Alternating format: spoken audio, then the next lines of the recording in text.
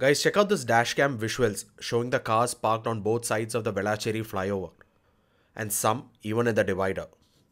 In the last week, that is mid-October 24, many car owners started parking their cars on the flyovers and their office complexes owing to the heavy rain forecast. Rain stopped a day later and many owners took their vehicles out, but some of them remained. Must appreciate the Chennai traffic police.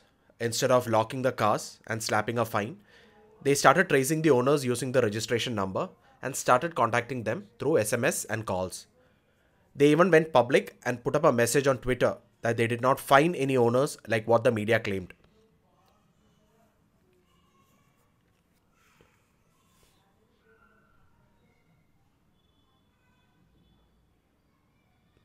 Stay safe during the monsoons, everyone.